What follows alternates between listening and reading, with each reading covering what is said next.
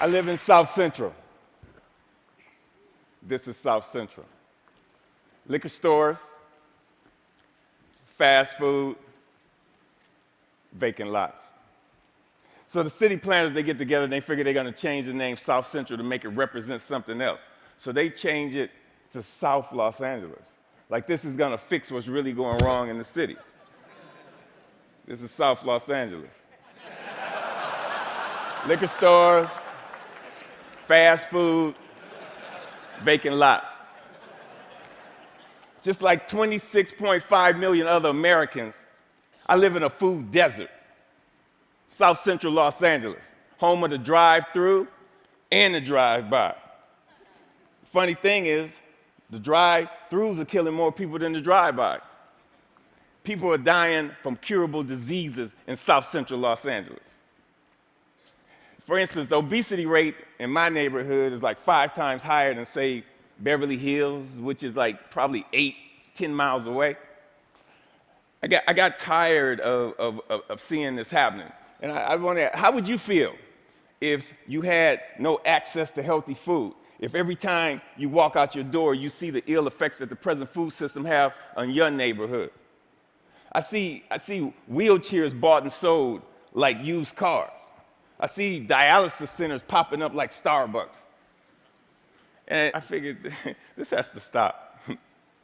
So I figured that the problem is the solution. Food is the problem, and food is the solution. Plus, I got tired of driving 45 minutes round trip to get an apple that wasn't impregnated with pesticides. So what I did, I planted a food forest in front of my house. It's on a strip of land that we call a parkway. It's like 150 feet by like 10 feet. The thing is, it's owned by the city, but you have to maintain it. So I'm like, cool. I can do whatever the hell I want. Since it's my responsibility and I got to maintain it, and this is how I decided to maintain it. So me and my group, LA Green Grounds, we got together and we started planting my food forest, fruit trees, the whole nine, for vegetables.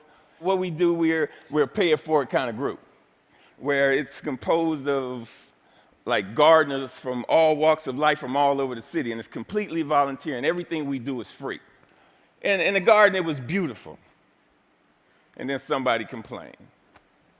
The city came down on me, and basically gave me a citation saying that I had to remove my garden, which this citation would turn into a warrant. And I'm like, come on, really?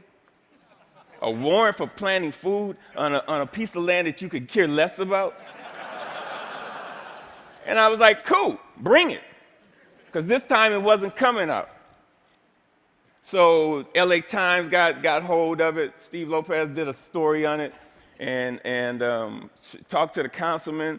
And one of the Green Grounds members, they put up a petition on change.org. And with 900 signatures, we were a success. We had a victory on our hands. My councilman even called and said how they endorse and love what we're doing. I mean, come on, why wouldn't they? LA leads the United States in vacant lots that the city actually owns. They own 26 square miles of vacant lots. That's 20 Central Parks. That's enough space to plant 725 million tomato plants. Why in the hell would they not okay this? Growing one plant will give you 1,000, 10,000 seeds. Okay. When $1 worth of green beans will give you like $75 worth of produce. It's my gospel. I'm telling people, grow your own food. Growing your own food is like printing your own money. Thank you. See, I have a legacy in South Central. I grew up there. I raised my sons there. And I refuse to be a part of this manufactured reality that was manufactured for me by some other people, and I manufactured my own reality. See, I'm an artist. Gardening is my graffiti. I grow my art. Just like a graffiti artist, where they beautify walls, me, I beautify lawns, parkways. I use the garden, the soil, like it's a piece of cloth. And the plants and the trees, that's my embellishment for that cloth. You'd be surprised what the soil could do if you let it be your canvas. You just couldn't imagine how amazing a sunflower is and how it affects people. So what happened? I have witnessed my garden become a tool for the education, a tool for the transformation of my neighborhood. To change the community, you have to change the composition of the soil. We are the soil. You'd be surprised how kids are affected by this. Gardening is the most therapeutic and defiant act you can do, especially in the inner city. Plus, you get strawberries.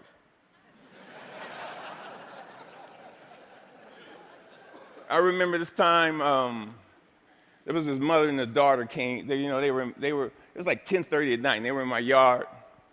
And I came out, and they looked so ashamed. I'm like, man, it made me feel bad that they were there. And I told them, you don't have to do this like this. This is on the street for a reason. It made me feel ashamed to see people that was this close to me that was hungry, and this only reinforced why I do this. And people ask me, Finn, aren't you afraid people are going to steal your food? And I'm like, hell no, I ain't afraid they're going to steal it. That's why it's on the street. That's the whole idea. I want them to take it, but in the same time, I want them to take back their health. There's another time when I put a garden in this homeless shelter in downtown Los Angeles. The guys, they helped me unload the truck. It was cool. They just shared the stories about how this affected them and how they used to plant with their mother and their grandmother. And it was just cool to see how this changed them if it was only for that one moment. So Green Grounds has gone on to plant maybe like 20 gardens. We've had like 50 people come to our dig-ins and participate in this, all volunteers. If kids grow kale, kids eat kale. If they grow tomatoes, they eat tomatoes. But when none of this is presented to them, if they're not shown how food affects the mind and the body, they blindly eat whatever the hell you put in front of them.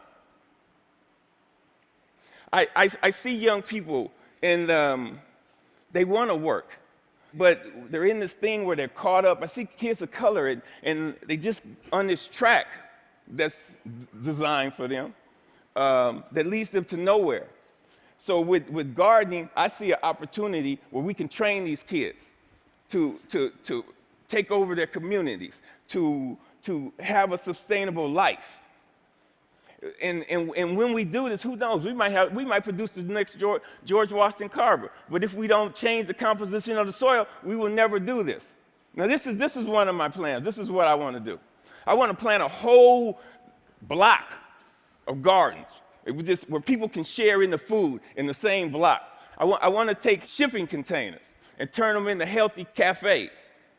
And now don't get me wrong. I'm not talking about no free shit, because free is not sustainable. The funny thing about sustainability, you have to sustain it.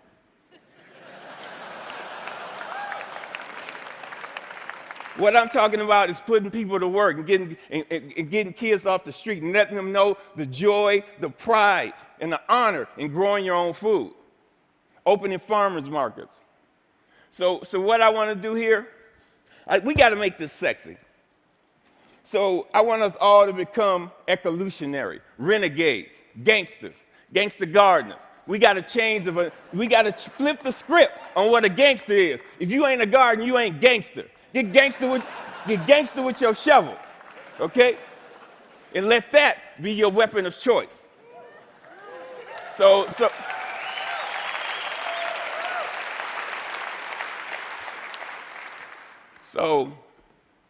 So basically, if you want to meet with me, if you want to meet, don't call me. If you want to sit around in cushy chairs and have meetings where you talk about doing some shit, where you talk about doing some shit. If you want to meet with me, come to the garden with your shovel so we can plant some shit. Peace. Thank you. Thank you. Thank you. Thank you.